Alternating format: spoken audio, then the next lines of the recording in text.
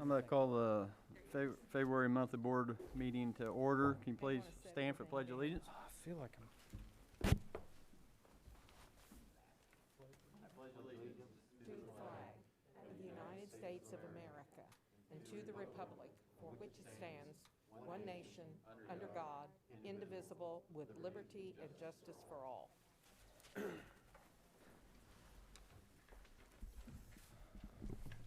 Motion to adopt the agenda.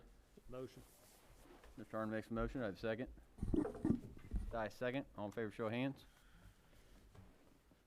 7-0, motion carries. Citizen statements. Dr. Henry. Thank you, Mr. President. We had no one request participation as per Board Policy BDDH. Rent communications. We had no written communications either. Go to district announcements. Yes, sir. Well, welcome everyone this evening. Thank you for attending. Glad we got a little meltage today. I just wish it would have been a little bit more. We would be recognizing our Waynesville Middle School staff tonight, but we're going to move that to March. And so we do appreciate Mr. Vernon coming in and giving his update, though. Thank you very much. Throughout the district, we're celebrating Black History Month and our diversity, so I wanted to share just a few facts about our district. First of all, our district, in our district, there are 30 different languages. After English, Spanish is our next most popular. In addition, we're a very diverse district racially, with 14% of our students being African American. And then we're also 72% military connected, which makes Waynesville one of the most heavily military impacted school districts in the nation. Snack in the Pack is in need of volunteers to deliver Snack in the Pack containers on Monday and Friday mornings.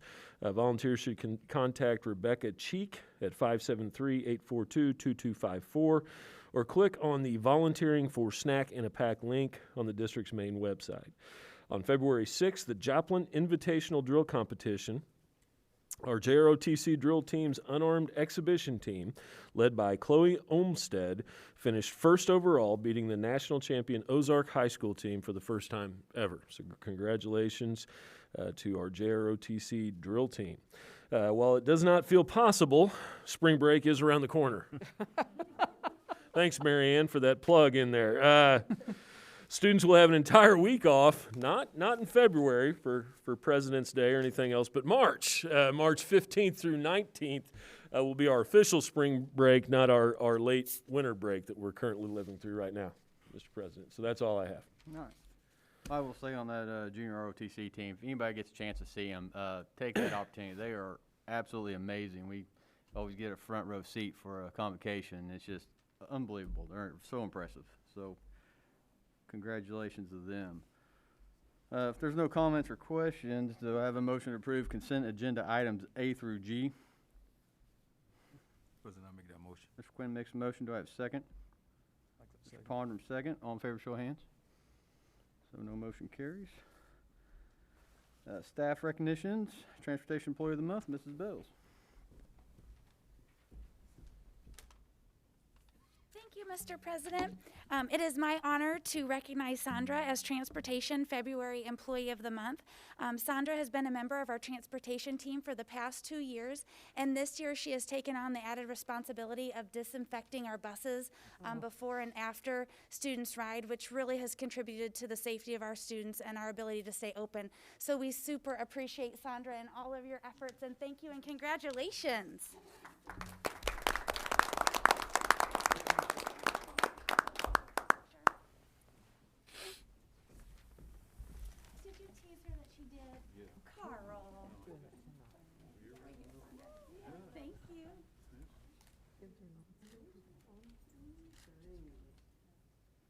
Carl. Thank you. Thank you. Thank you so much. Congratulations. Congratulations. Community recognitions. Thank you, Mr. President. Tonight we are recognizing Starbucks and Price Cutter. Is Manager Sally Graves here in the audience? Okay, well, we'll go ahead and recognize them publicly anyway. Starbucks and Price Cutter has donated in support of our Stripes program at the high school, and they have helped to provide rewards for students who are meeting attendance, academic, and behavioral goals. So thank you, Starbucks, for your support. We appreciate it.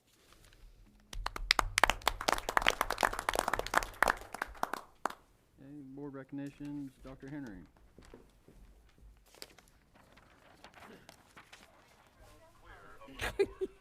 Go, Fulmer. I'll leave mine in the car. A good time to be in Disney World, actually. I really think. Disney wants me to come in. A little low on revenue. Yeah, no kidding. Well, each year, and this is different this year because we're in February, we actually decided to move it this year to align with MSBA's designated time for celebrating boards. But we do have our district designated board recognition month, and we recognize the contributions of our elected board of directors. In the Waynesville School District, we are very fortunate to have high-quality board members who place the needs of our students in improving our learning environment above all other issues affecting our school district. Our Board of Education has an effective blend of experiences from the public and private sectors, which creates meaningful dialogue representing multiple perspectives that result in quality decisions for our children. Board members commit a great deal of time to their position and receive no monetary compensation, which further demonstrates the level of commitment they have to our children and this community. In addition, board members are often subject to a great deal of scrutiny in the public, but must maintain an unbiased perspective to make decisions based on the best interest of our students. In addition to this challenging position that they have in the no monetary rewards that comes with it, they do get a lot of other rewards. And I just wanted to highlight a few that this board has been involved with just over the last few months and actually last several years for many of you. The highest district accreditations in the district's history for the state of Missouri is greatly attributed to the work of our Board of Education. Complete renovation of the Waynesville Middle School campus, which has been tremendous. The only Missouri recipient of a Defense Community Infrastructure Program grant to remodel the Parker Fine Arts Center and expand much-needed seats to early childhood students in our community. Increased security infrastructure throughout the district, and also led the one-to-one Chromebook devices for our students.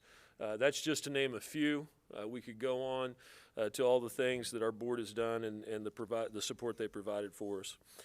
During this pandemic, our Board of Education have been leaders among school districts in Missouri, approving a comprehensive COVID response guide late last spring that has been a blueprint for our district's response to keeping our students in seated school. While many districts in our state have not returned to a fully seated environment yet, our students have benefited from being in school each day and working with our outstanding teaching staff. Because of your leadership on the Board of Education, as we emerge from this crisis, we've learned new methods to protect our students and staff and have greater resilience in the face of adversity.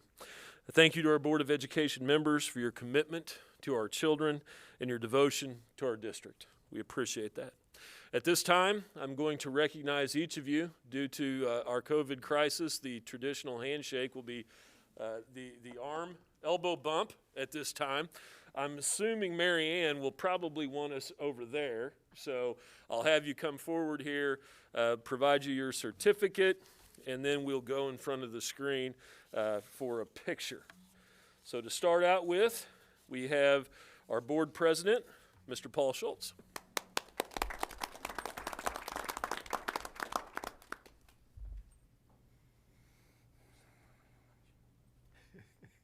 I thought Paul was going to really come and get me there, so I wanted to brace myself.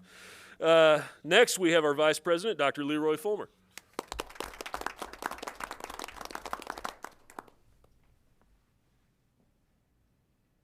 Your first MSBA certificate, correct? Thank you.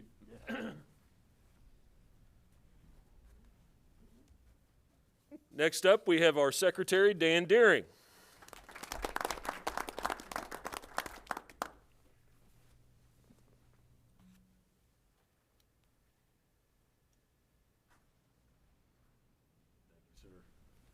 Appreciate it. Next up, we have our outstanding Auburn fan. Oh, wait. Alabama. I'm sorry, Alabama fan. Coming up. I'm not coming up. I refuse to come up. I'm not coming. I couldn't resist it, Mr. Quinn. I'm sorry. I hope there's not contract renegotiation soon. All right, treasurer, Mr. Charles Quinn. Roll tide, roll tide, roll tide, roll tide.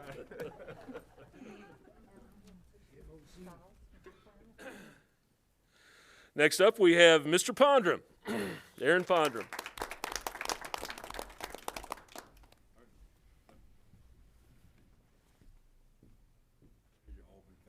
That's the Auburn fan right there? Well, he's a Tiger fan. You betcha. That I know. Yeah.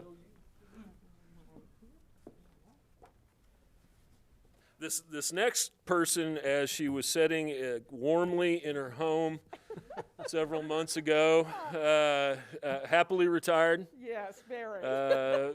trying to kind of discard some board leadership positions and things like that. She decided to step forth, and we sure appreciated your time, Mrs. Dye, and helping us out when we needed somebody to fill a spot. So Jan Dye. And I should say Mr. Dye. He's over here. Ronnie, okay, yeah. The chauffeur, there he That's is, right. okay. And finally, last but not least, Mr. Rick Harn.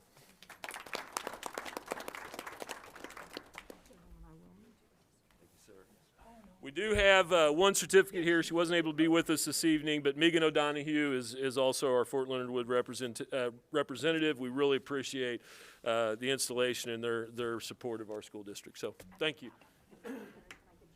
Sure. Let's see. Who would want me by?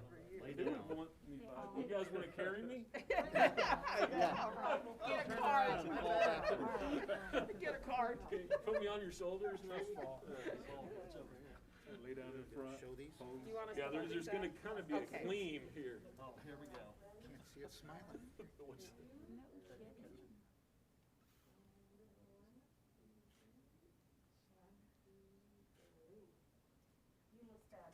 I was smiling. We're smiling. Okay. Okay, good.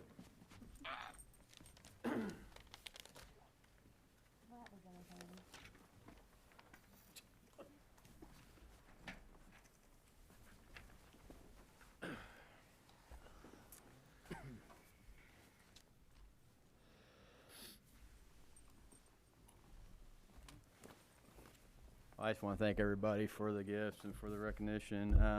I can speak for every one of us up here. It's a tough job, but it's an easy job when we have the people that work for this district. It makes everything we do very simple.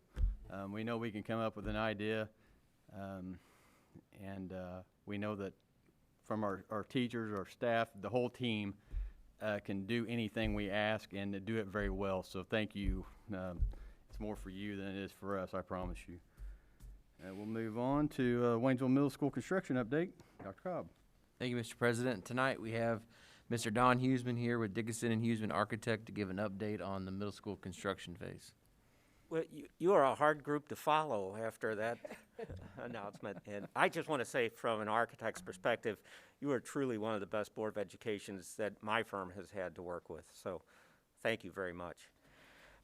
We're going to look at some images that are actually a couple of weeks old, and it's just the way that the construction meetings have fallen and when we actually photograph these. But you can see no snow and a beautiful blue sky. The building from the exterior is really moving along. They're installing a lot of the, it's called composite metal panel. It's the silver panels that are on the building. They remain covered up with a protective film until the very end, so don't be alarmed when you see that printing on them. And I got down here a little early with it still a little light.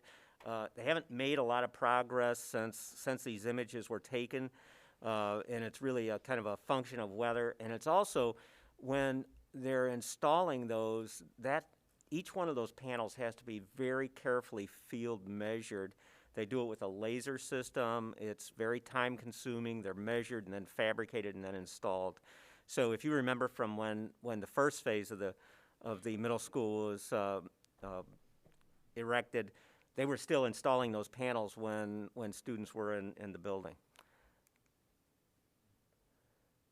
Again, probably most of you might have seen before the snow, the plaza is moving along. You can see some of the memorial pavers that are set in red just right in front of the logo. And I think we have a close-up of the logo, which I think turned out absolutely fabulous. I know that there was a lot of debate about the design and the assembly of this, but I think you're going to have something that really supplements the front of the building tremendously, and it's really a credit to all of you who I know really worked hard and supported that effort. Interiors are moving along quite well. The work of installing those, I'll call them the phenolic panel, they're very durable surface. That's the surface that's on the back wall there. That's actually the lobby that's in front of the lower gymnasium. It's being installed now. It's a very time-consuming. Again, those panels need to be cut and fit with the utmost accuracy. And if they're cut too short, you lose the entire panel. So there has been a few items. I don't know if they were cut too short, but there were a few items that had a little bit of damage. The general contractor has identified those, and then dimensions are recreated and new panels will be fabricated. But the installation is going really, really very, very in a very positive manner. It's a very tedious product to work with. Again, this is the main lobby. That's the phenolic panels going up. They're going in two different colors and textures, and that will help break up the space. You can see the stairs now have well, maybe it's a little hard to tell from this image, but the stairs are now all capped with the terrazzo caps that match the first terrazzo caps where we saw an early glimpse of those going into the library. But in this phase, there's a fair amount of them, and that's of the atrium photo itself. I don't believe that they have started any of the handrail installation, but again, I was not able to get into the building today. Lower level completed again with that wall, the student common area from the lower level. That shiny sheen to the floor is actually floor mastic, and you can see to the right of that image where the floor is actually being installed. I think the next image shows an installer. There he is, showing the installer putting the floor tile down. I suspect that most of that or all of that is now in place. I think when you took your tour, everyone was able to visit the choral and the band and instrument musics. This is the image of the choral room. It's almost complete. The floor is in place. The ceiling is in place. It has the acoustical treatment in the ceiling, and now the wall panels have been installed. So I suspect that that room is just about 99% complete now. I believe the next one, that one shows the taller volume, if you remember, much larger room for band and instrumental. Some of the casework that's going in the various classrooms and such. Casework's in, the tops are not installed in this particular image. And this is in Family and Consumer Science. You can notice the hood where the range will sit. This is in one of the classrooms, one of the classrooms on the lower level. Tops are installed here, so that classroom is probably 100% complete at this point. And that was it. Any questions? Okay, thank you. So what percentage of the school, as far as completion, in your best estimation, are we at right now? Oh, well, I must admit, I haven't been here for 2 weeks, so I really am not 100% certain where we are. I would say you're in the upper 90s. The last few weeks, unfortunately, take some of the longest because it's some of the most tedious work. Mm-hmm. Once the work has been considered substantially complete, where you could occupy it if you so desire, that's when we actually start what are called punch list items, and that's for remedial work either work that's not complete or incomplete or not satisfactorily complete per the documents. So that process will take some time too. You're in the high 90s, and unfortunately, I just can't answer that with a little bit more certainty. No, that's good. I appreciate that. right. Thank you. Anything else? I appreciate it. Okay, thank you. Thank you. College and Career Readiness Report, Dr. Atkins.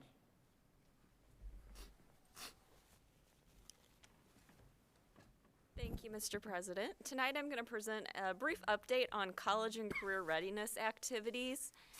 In our comprehensive school improvement plan, one of our indicators is preparing students for college and post-secondary pursuits by providing relevant learning experiences and problem and project-based learning experiences. And we really start that as young as kindergarten, that we want to start getting students into that mindset of college and career readiness and laying those foundations. So one action step is to promote stakeholders sharing career knowledge. So even actually as young as our pre-K kiddos at Williams, they'll have visitors from the community who come in and talk about what they do with their jobs, and we see similar activities to that at the elementary level. We have career fairs for our students, virtual and in person, that we see at the high school and the Career Center. Our counselors have counseling lessons on careers that start in the elementary ages, and then also career pathway lessons with students about careers that they may want to pursue, and then what kind of coursework that they would need to do in high school to get set and ready for that career pathway. Another action step in this is Leader in Me. Leader in Me really helps to lay a foundation for that personal responsibility and giving students leadership roles and opportunities. We implemented the Leader in Me program in the 18-19 school year at 6th grade center in Partridge, and then we brought on East Freedom, Thayer, and Wood in the 19-20 school year, and then this year Waynesville Middle School started that. And at the building level, you have action teams. There's leadership action teams that help to develop highly effective students and adults who are leaders in their school and community. Your culture action teams, where every voice is heard and their potential is affirmed. And then academic action teams that revolve around engaging students and who are equipped to achieve and entrusted to lead their own learning. And at the building levels, you'll see lead groups. These are student-led leadership groups that plan various activities around the school. Sometimes you'll have leadership groups that do announcements, that welcome new students. They produce the daily news, plan assemblies, and those are really giving students those opportunities to plan and lead those activities. As we move into middle school and high school, an important action step for us is providing access to higher levels of rigor in coursework. At the middle school, we do give students opportunities to take high school classes. They participate in Algebra 1, and then we offer several foreign language classes where they can get high school credits while they are still in middle school. And this year we have 205 high school classes being taken at the middle school. At the high school, we are offering AP courses. Over the past number of years, we've expanded the number of AP courses that we offer. This year, we have 289 enrollments in AP courses. This is down a little bit from previous years, but when we had students decide to go virtual, those opportunities aren't as readily available in that virtual environment, so that did impact that somewhat.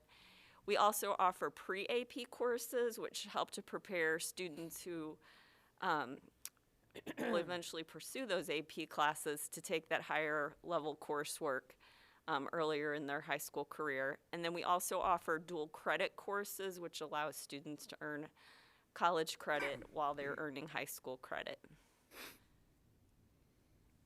We also offer career embedded opportunities, and these are for our juniors and seniors where they participate in classes involving potential career interest. So we have a medicine and healthcare career embedded course, promotions and advertising, education professionals, and then we have a Way Tech intern. And this year there are 43 students who are participating in those. And then we also have 15 students that are taking classes at OTC. So they have an opportunity their junior and senior year to attend OTC for half a day and earn college credit while at the same time earning high school credit. We've also worked with Fort Leonard Wood on internships, and this program was growing. It was put on hold this year due to some COVID restrictions, but we're hopeful that next year we'll be able to get our students back out on Fort Leonard Wood and participating in these internships. At the state level, there are college and career readiness indicators. One of the important indicators that they look at is the entrance exams for college and career. So ACT, SAT, ASVAB, which is the military entrance exam, and then Work Keys, which is through ACT, but it's more career focused. So they measure how many students, what percentage of your graduating class take and participate in these exams. And then there's also a little bit about how high their score is, which is what gives you the percentages. But you can see that for the class of 2018 and 2019, we were growing and had made it to 76.1% of a MSIP CCR, which is actually a pretty high percentage. You're meeting that high level that you need to. It went down slightly last year because some of those testing opportunities students weren't able to take advantage of at the end of last year before they graduated. Are there any questions? Thank you. Thank you, Dr. Atkins. Fiscal year 22 staffing plan, first reading, Mrs. Bills. Thank you, Mr. President. The FY22 staffing plan is presented to the Board of Education as a first reading. The following proposed revisions are for your review and consideration, and I'd be happy to answer any questions between now and the next Board of Education meeting. Proposed 21-22 certified or certificated and classified personnel handbooks, first reading, Mrs. Bills. Thank you, Mr. President. The proposed 2021-2022 certificated and classified personnel handbooks are presented for the board's review as a first reading. Revisions to the handbooks are indicated in red as deleted text and blue as inserted text. Okay. Thank you, Ms. Bills. CSEP update, Dr. Henry. Thank you, Mr. President.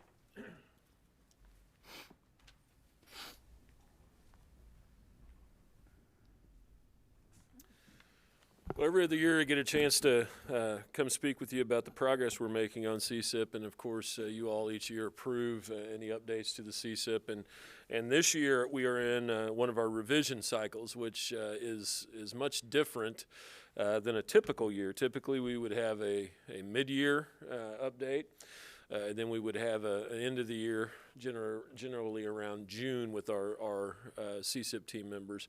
This year we're meeting several times, much more than that, throughout the spring, and obviously snow's gotten in our way a little bit, but we are doing some things virtual as well.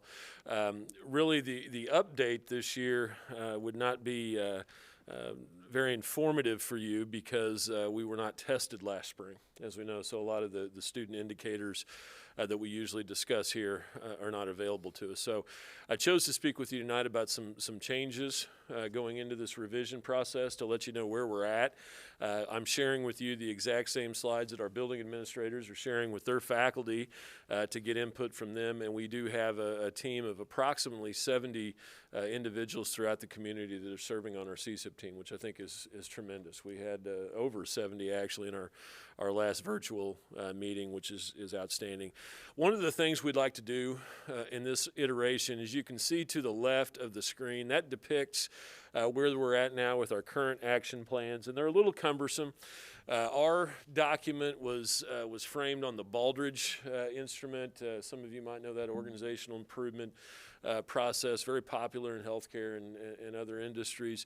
I believe when this first came around, and it's been a long time now, it's probably been over 10 years ago when it was first introduced, we had a person from Baldrige come in and facilitate the process. So we've kind of used that in our last iteration.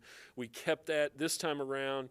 We made the decision really with the district leadership to try to get it a little more focused, clear, not as much lingo and things in there to make it something that's a little more consumer friendly when you put it out there. So you're going to see basically a replacement of a lot of the things you see on the left with what you see on the right, a more clear flow with a focus area, strategy, and action step, and eliminating some of the other lingo that we have in there.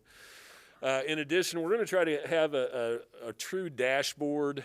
We've had SMART objectives, what we've called them in the past. We'll call them SMART goals now, and as you can see, we'll have fewer SMART goals focused exclusively on student learning, then with a graphic below to show how we're progressing over time. And that graphic would be on our dashboard that then we could put as a district on the website to say, okay, here's our performance on this particular SMART goal over time. We had, to the left is our current, a picture of one of our current action plans. Our building leaders do an excellent job. Our entire building review process is really framed around the BSIPs that they develop linked to our CSIP. We're trying to pare that down a little less lingo in the document, again, making it more concise to where they check whether this is a complete or not complete action step. And then at the end of the year, versus monitoring along 4 times throughout the year, we will check on that through building reviews, but at the end of the year, they would do an overall review of how they've progressed on their building school improvement plan. So that's kind of some organizational changes you'll see to the document.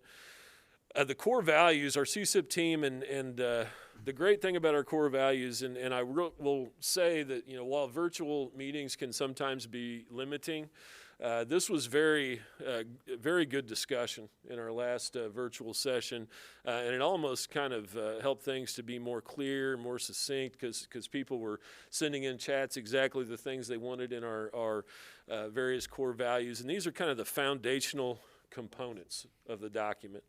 And as you can see here, the things that really come to mind when we did a survey of the group. We did. I've shared some of that information with you. We did some other things to collect information from our community, and really diversity, student learning, things that you hear, kind of terms that you hear associated with our district really rose to the top through the process. So student learning needs being the priority of the district was number 1. And so that was the first core value that our team voted on and approved. And then through equity and inclusion, our district enhances the educational opportunities for our diverse community. So being not only a tool just for students to be able to appreciate, understand, and celebrate our diversity, but to also be part of our community with that. Then the last one was, as a school district and community, we commit to high expectations and continuous learning to improve the educational experience for our students. High expectation was another term that came up quite frequently in our discussions, and I personally think that's a very positive thing, that we do have high expectations for our students, and that's the reason why our students perform well, as you can see on college and career readiness and other indicators. Not that there's not work to do. Vision, we got it down to 2 options. In our last meeting, this is a slide that our building leaders are taking out to their faculty, and I'm getting feedback as we speak to look at the 2 options we have for vision statements. As you can see, they're very similar to the things we currently have, but maybe a tweak here and there.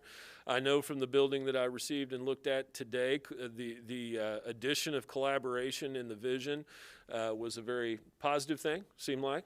Right, Mr. Childs? Got that right? Okay. And so we're going to put that out to the groups when we meet next week and get feedback and a consensus vote from our team next week on the vision. On the mission, you have 3 options here. Again, this same slide our building leaders are using here, but it seemed to me like, this notion of learners needing to be in our mission statement somewhere seemed to kind of rise to the top when we were talking about this in our last meeting. So we have 3 different versions here. The last one kind of has captured, and I know with the feedback we have thus far seemed to be pretty popular, prepare and empower lifelong learners for opportunities as citizens and leaders. So essentially the same components that we have in there, but trying to capture the notion of learners a little bit more. So we'll receive feedback from our buildings. receive feedback from our CSIP team, and move forward with that. As you can see here, 10 sessions planned. We're now down to 9 sessions, but not to fret for my colleagues out in the audience here. There's a couple sessions in here that we knew that maybe winter might come. So there's a little bit of space built in. But what we wanted to do in the past, we would try to meet at least 4 times throughout the spring, which is many meetings.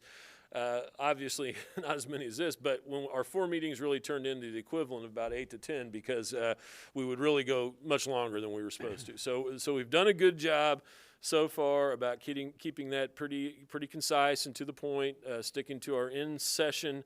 The one we've got to have is being 2.5 hours. We are using social distancing, masking, following all our COVID guidelines, and then the virtual opportunities we had to follow up on that. So there's several going on here. We do have board representation on the CSIP team, and sure appreciate that. And I'm very excited about the documents you all will get in your July retreat or August retreat as things are moving back. To be able to look at and really set the course to start in the 2021-2022 school year. Seems odd saying that, but that would be the cycle that we'll start here. So any questions that you may have on any of our CSIP revision, again, updating this year, we just essentially had the same data as last year to give you due to no state testing in the spring. Thank you, Dr. Henry. Thank you. Mid-year performance report, Dr. Atkins.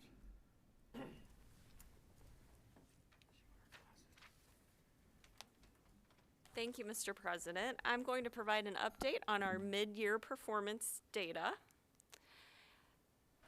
The district writing prompt is utilized across grade levels 4 times per year to measure student progress in writing towards mastery of end-of-year writing standards. The writing prompt presents students with unfamiliar text, which they then respond to.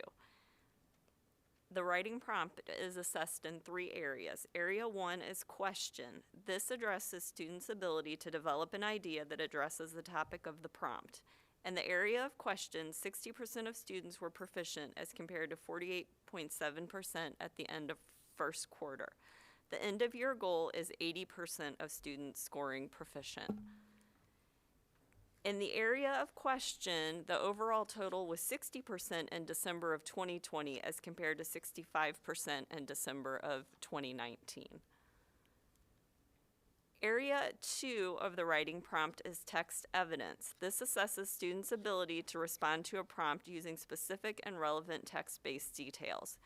56.7% of students were proficient in this area on prompt 2. Students were not assessed on utilizing text evidence on our first prompt, so we don't have comparative data for that. In the area of text evidence, the overall total was 56.7 in December of 2020 as compared to 59.7% in December of 19. The third area looks at student use of grade level appropriate writing conventions. District-wide, 62.1% of students were proficient on prompt 2 as compared to 54.5% on prompt 1. In the area of conventions, the overall total was 62.1% in December of 2020 as compared to 53.8% in December of 19. So we did see an improvement in conventions as compared to last year at this time. The next set of data we're going to look at is our standards proficiency. Our goal is that by the end of the year, we'll be at 80% proficiency. This slide shows standards proficiency at the end of first semester as compared to the previous 2 years at this time, and in grades pre-K through 6, performance is down in the area of ELA. But I do want to note that there is a new reading series in grades K through 5, and so pacing and assessments were updated to align with the new series this year, so that is partially reflected in the data, as well as some of those gaps of learning loss from last spring. In math, at the end of second quarter, proficiency was lower for grades 1 through 5 as compared to the previous 2 years. And so again, we do know we had some learning loss in the spring, but our teachers are working to remediate those pieces, and that's why it's so vitally important that we have our students here every day. At the middle school, at the end of first semester, when we look at last year as compared to this year, standards proficiency was higher this year than last year for language arts 7, 8th grade math, science 7 and 8, and social studies 8. And at the high school, at the end of first semester, standards proficiency was higher than last year in language arts 9 and 10, Algebra 1, Algebra 2, Science 9, Biology, and World History. And we use our performance on those, on those internal standards to guide our instruction. So each week in collaboration, we're looking at where students are so that we can make those adjustments to instruction in real time to address any gaps or deficits that we see. Or if kids are ahead of where we think they would be at this time, we know we can move on to new content. So that is why those internal standards aligned assessments are so important for the work that we do. We also use the STAR assessments throughout the year to assess where students are, and the STAR assessments are nationally normed benchmark assessments. For our kindergarten students, we administer the STAR Early Literacy Test, and overall, our proficiency increased from 48% in the fall to 69% in our winter administration, which is down slightly from where we were last year at this time. The STAR Reading Assessment is used with students in grades 1 through 10. The percentage of students meeting the benchmark at each grade level ranged from 50 to 60%, and growth in the percentage of students meeting the benchmark was made in grades 1 through 5 when compared to the fall administration. These slides compare data from this year's STAR Reading Winter Administration with last year's. The percentage of students meeting the benchmark is lower in 1st through 7th grades as compared to last year. However, 2nd, 3rd, and 4th grades showed more growth from fall to winter than we did last year. So they're making up for some of that where they started a little bit lower and then making up some ground. This slide represents the percentage of students who met the STAR reading benchmark at each elementary building. This slide depicts the average STAR reading scale score by grade level. The list to the right shows the scale score needed to meet the 40th percentile, which is considered on level on this nationally normed test. A fairly consistent pattern of growth can be seen across grade levels. And in 1st through 5th grades, as well as 7th grade, the average scale score exceeds the mid-year benchmark level.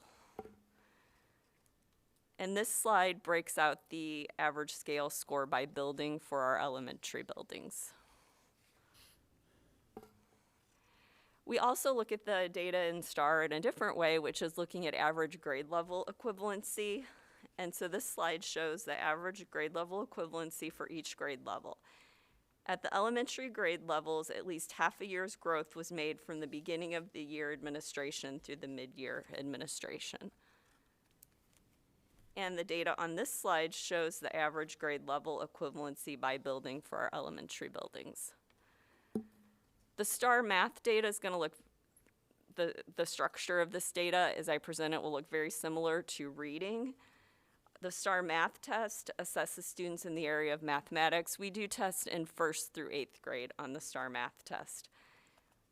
The percentage of students meeting the benchmark at each grade level ranged from 56 to 87%. Growth was made from the beginning of the year assessment to the mid-year assessment in all grade levels with the exception of 7th grade, which held even to its beginning of the year average. As with reading, the on-level benchmark is earning a scale score that is higher than 40% of students in the norming group at the national level. These slides compare data from last year's mid-year assessment to this year's mid-year. The percentage of students meeting the benchmark is lower across all grade levels. However, in first, second, third, fourth, fifth, and seventh grade, we made more gain this year from beginning of year to mid-year than we did last year. So really working on closing that gap. This chart shows the percentage of students meeting the benchmarks at each elementary building. And this slide depicts the average STAR math scale score by grade level. We see a fairly consistent pattern of growth, especially through fifth grade, at which point the scores start to level out. This slide shows the average scale score by building at the elementary level, and as with reading across the board, the average scale scores exceeded the mid-year benchmark cut score. So I went a little too fast. And this slide here shows the average grade equivalent, and first through seventh grades all met or exceeded an average of half year's growth from beginning of the year through the mid-year administration. And this last slide here shows the average grade level equivalent by building for our elementary buildings. That is a lot of data that I just flew through. But we do use all of these pieces and look at the data to see where where different pieces line up or where there's gaps. Because if our internal assessments show we're really, really high, but these other assessments such as STAR show we're really low, we know we have some work to do. And then there's times where our STAR scores are much higher than on our internal assessments, which speaks to the level of rigor within our assessments. And so we do use these different pieces of information to pinpoint where we have issues and gaps that we need to address within buildings, or if we see some patterns across the district, we use those to make district-wide adjustments. Are there any questions? Any comments or questions? Thank you, Thank Dr. you. Atkins. Proposed policy update, Mrs. Bills. Thank you, Mr. President. Administration is presenting updates to policy GBEA, workman's compensation, along with GCBDA and GDBDA for a first reading based on recommendations from our insurance company and policy service. Any comments or questions? Thank you, Mrs. Bills. And we'll move into action items. Proposed job description, second reading, Mrs. Bills. Thank you, Mr. President. The administration requests approval of the below job description as presented, 2.43.1, Director of Maintenance. Any comments or questions? Do I have a motion? So move, Mr. President. Ms. Dye makes a motion, Mr. Darren second. All in favor, show of hands. Graduation requirements beginning with the class of 2025. Dr. Atkins. Thank you, Mr. President. Administration requests approval of the updated graduation requirements as presented, and these, if approved, will go into effect with our incoming freshmen, which is the class of 2025. Have a motion? Make that motion. Mr. Ponder makes a motion. Do I have a second? I'll second. Mr. Quinn second. All in favor, show of hands. 7-0, motion carries. And proposed revision to the administrative salary plan, Mrs. Bills. Thank you, Mr. President. As discussed in study session, administration is recommending the revision of the administrative salary plan as presented. And for the public, I just want to let you know that these changes do not result in any increase in administrative pay. Any other comments or questions on this? And do I have a motion for approval? Mr. Harns makes a motion. Dr. Fulmer second. All in favor, show of hands. 7-0, motion carries.